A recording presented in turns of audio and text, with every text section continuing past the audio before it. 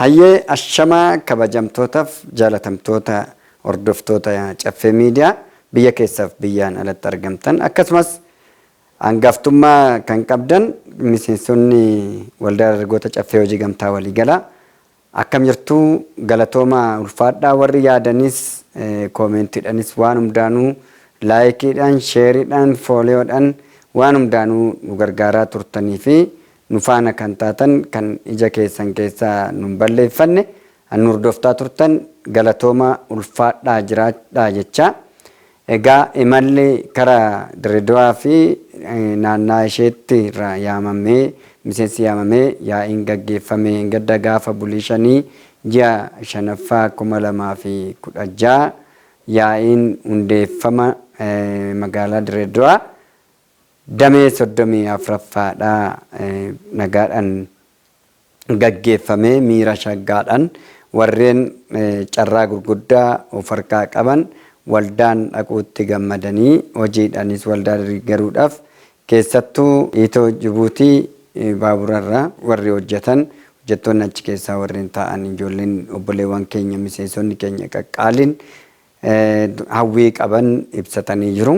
Kanaaf isaanis qabannee ayyuu achi keessa jiru injineerotas warra magaalaa Dirreedawaa keessa jiran bulchiisas kabajamtoota fi jiraattonni akka jiranitti magaalaa saniitii fi akkasumas hooggantoonni bulchiisa magaalaa Dirreedawaa galata guddaa qabdu baay'ee isin galateeffannaa koomishinii poolisii achi dhimma daa'immaniif dargaggeewwan federeeshinii mana marii achi bulchiisni achi akkuma waliigalaatitti ayyuu biyyattii sanii kan taatan hundi keessan simannaan fi kunuunsi gaggeechi deeggarsi nuuf gootan hunda fuu galata guddaa qabdu. Hooggantoonni bakka buutonni waldaa dargaggoota Caffee hojii gamtaa waliigalaa haala mijeessituu irratti kan turtan hundi keessan galatooma galata guddaa qabdu.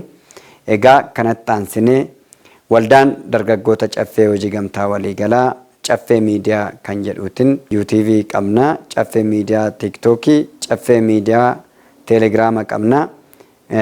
Egaa loogoon isaa tanaan duraatis Caffee Miidiyaa jedhee halluu gurraacha, diimaa fi adii abbootii alaabaa abbaa gadaatiin wal fakkaatu waan ta'eef egaa miidiyaan keenya immoo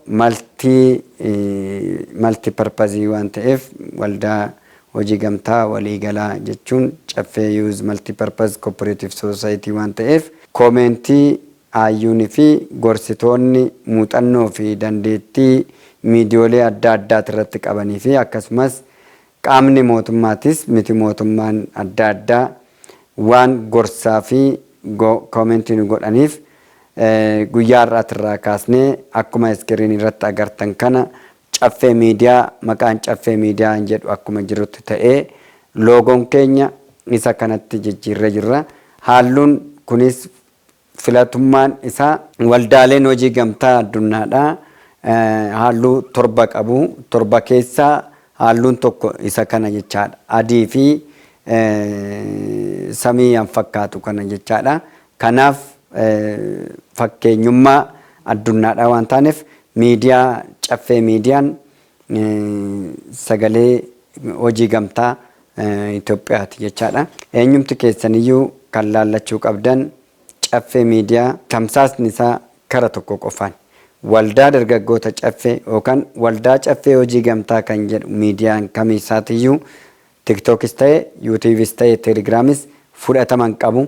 Maqaa waldaa kanaatiin miidiyaaleen baay'een banamee achi keessatti miseensis miti miseensis wal burjaajessaa waan jiruuf kanarraas akka of eeggattan dhaasoleen keenya kamisaatiyyuu akka dhaabdan akka cuftan telegiraamii hawwaloodhaa gaggeessitoonni hunduu waliin taanee kan bannu ta'uu keenya fi ankooreen keessatti waliin dubbatu kan banannu waan ta'uu isaatii fi miseensa martu bira akka ga'uuf immoo telegiraamii tokkicha Caffee Miidiyaa kan jedhu kan qabnu ta'uu isaa akka beektan san kan darbe garuu miseensonni telegiraamii karaa damee keessaniitiin banattan hundi keessan akka cuftan.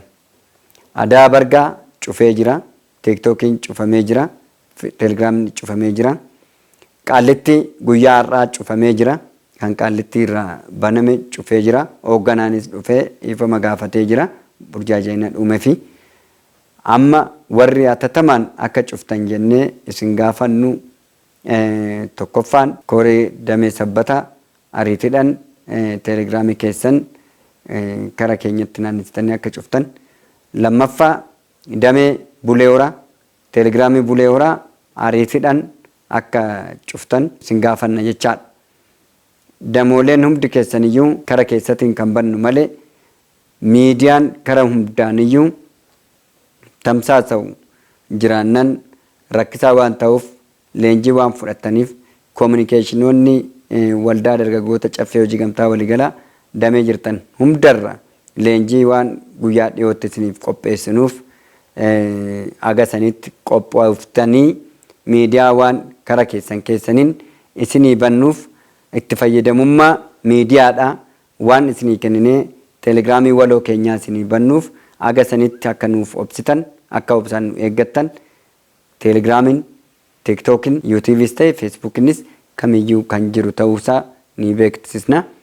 Kanaan wal qabatee yuutuubiis ta'e feesbuukis ta'e teelegiraamiis ta'e maqaa tokkotti waan goruu qabuuf waldaa caffee hojii gamtaa kan jedhu san waldaa caffee hojii gamtaa waliigala kan jedhu san maqaa isaatis caffee miidiyaa kan jennu ta'uusaa asumaasitti guyyaa har'aatirraa qabnee isin beeksisuu barbaanna.